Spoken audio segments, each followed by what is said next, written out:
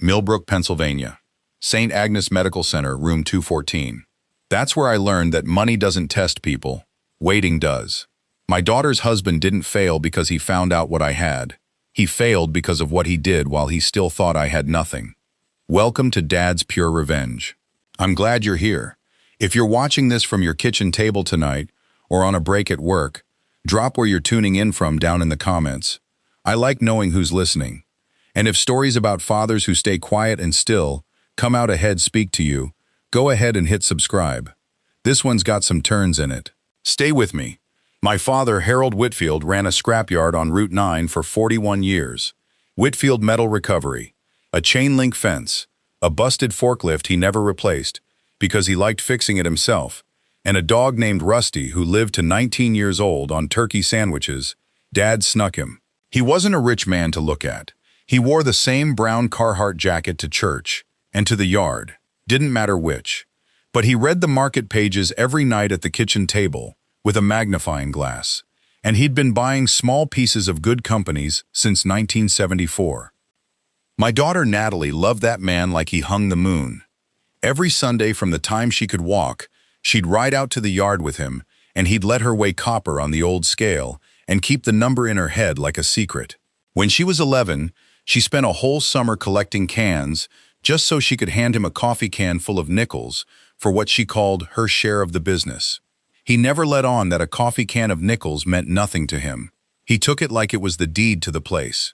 I'm Gary Whitfield, 57 years old.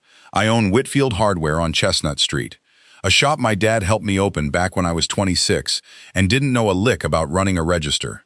My flaw, and I'll own it plainly, is that I give people the benefit of the doubt long after the doubt has already won the argument. I did it with a supplier who shorted me on lumber for 2 years before I said a word. I did it with my daughter's husband for the better part of a year. I'm not proud of that, but I got there. Tuesday, March 3rd, 6:14 in the morning. That's the call. My dad's neighbor, a woman named Colleen Rourke, found him on his kitchen floor when she came by to return a ladder. Stroke. By the time I got to St. Agnes, it was 7:40, and Natalie was already in the waiting room in her work clothes, no coat, because she hadn't stopped to get one. Her fiancé at the time, soon to be her husband, was a man named Preston Kane, worked in commercial insurance out of a downtown office, with a view he mentioned more than the job itself. When Natalie called him from that waiting room, I was standing close enough to hear both sides. Preston, it's my grandpa. He had a stroke. Can you come? I heard him clear as anything. I've got the Delacroix dinner tonight. It's a big account, Nat. Your dad's there, right? He can handle it. That was it. No question about how bad it was. No, I'll come after. Just a door closing. Quiet. Without even the courtesy of a slam. Natalie said okay in a small voice and hung up, and she didn't cry in front of me. She went and got coffee from the machine down the hall instead, like she needed a task more than an answer. I called Dale Ferris, who's worked the counter at my store for 11 years and is closer to a brother than an employee.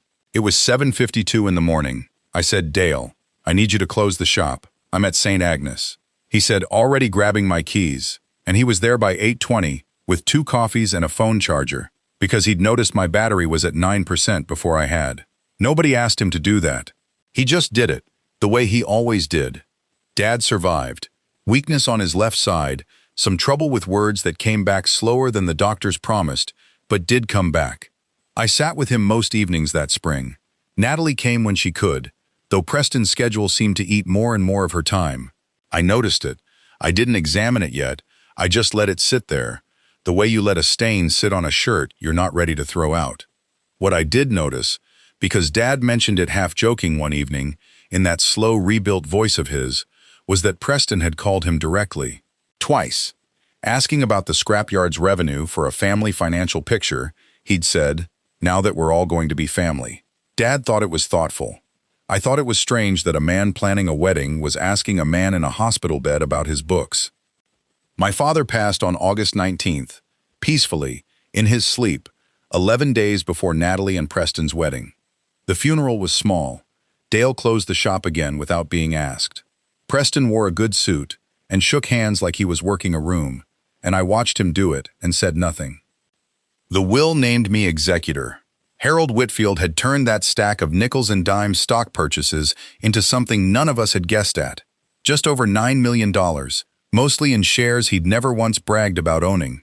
His longtime lawyer, a careful man named Elliot Marsh, out of an office on 5th Street, read it to me alone, per Dad's written instructions. Everything came to me, with a letter asking me to see Natalie taken care of, in my own time, in my own way. I wasn't angry when I decided what to do next. I was done guessing. I decided nobody would know the number. Not Natalie, not Preston, not even Dale. I told anyone who asked that Dad's estate was modest, mostly the yard and the house, which was, strictly speaking, half true. I kept driving my 2014 Silverado with the dent in the tailgate. I kept the store open 6 days a week like always. I wanted to see who showed up for my daughter with nothing to gain, and who showed up expecting something to be there. The wedding happened on August 30th at a barn venue outside town called Cobble Creek. I walked Natalie down a gravel aisle strung with white lights, and she was so happy that afternoon, I told myself whatever I felt about Preston, I'd carry quietly, for her. I danced with her to a Patsy Cline song her grandfather used to hum. I shook Preston's hand and wished him well, and meant part of it. If you're still with me, this is where it starts moving. Stick around, because 11 days later, everything I'd been quietly watching came to a door. The first call to Elliot Marsh's office came September 8th, 9 days after the wedding. Then 2 more the same week. By September 19th, his assistant had logged 11 calls. By the end of the month, it was 29. Preston wasn't calling me. He was calling my father's lawyer, asking pointed questions about the full scope of the Whitfield estate and whether there'd been any distributions pending. Elliot, bound by things I won't pretend to fully understand, told him nothing and told me everything. By October 14th, the count was 34 calls. By Halloween, it hit 38. Natalie had no idea any of this was happening.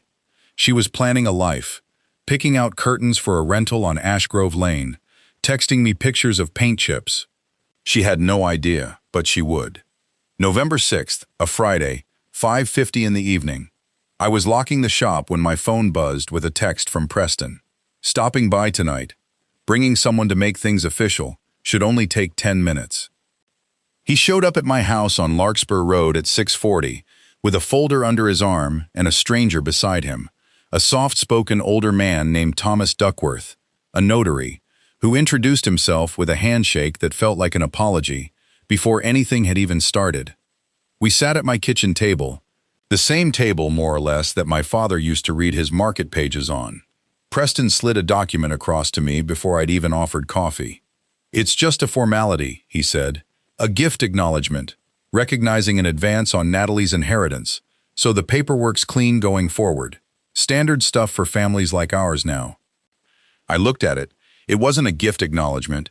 It was a promissory note, drafted by someone with real legal knowledge, stating that I, Gary Whitfield, acknowledged an obligation to distribute a specific dollar figure to Natalie Kane within 18 months, enforceable in court if not honored on schedule.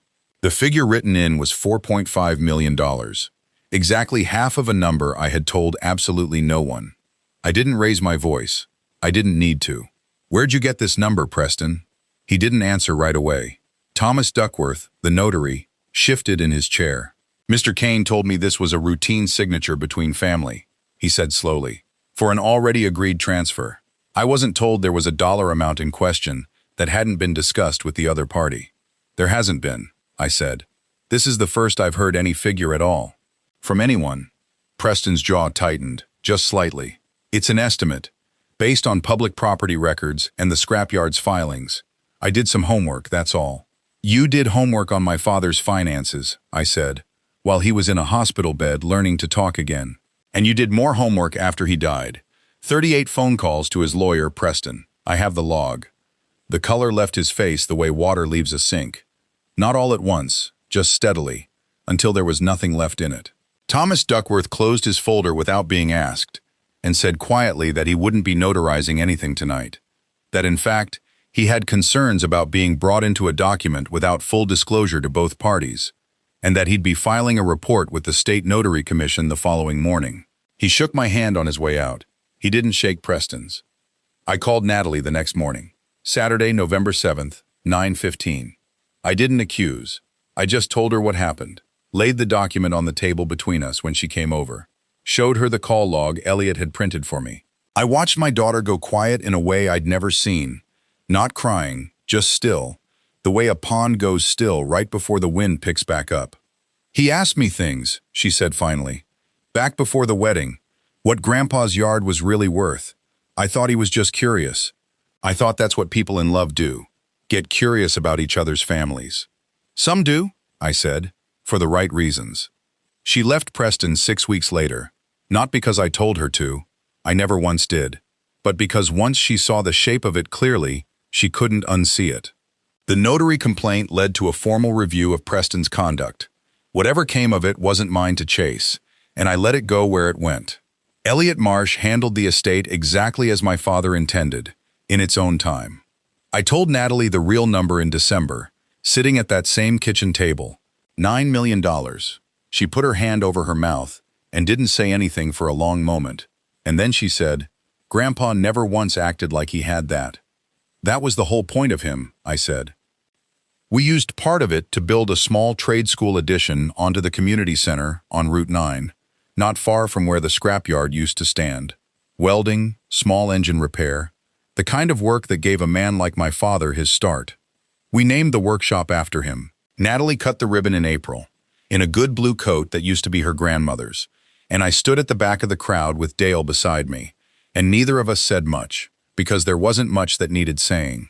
I drove home that evening with the windows down, cold, honest air coming in off the fields, an old Patsy Cline song on the radio that I didn't turn off. I understood something driving home I hadn't let myself understand before, that giving people room to show you who they are isn't weakness. It's just patience with a purpose. My father knew that his whole life. It took me 57 years and one folder on a kitchen table to catch up to him. If this one hit you, if you've got a father, or you are one, who's ever had to wait quietly to find out who really belonged in his corner, tell me about it below. And if you want more of these, stick around Dad's Pure Revenge and hit that subscribe button. There's always another one coming.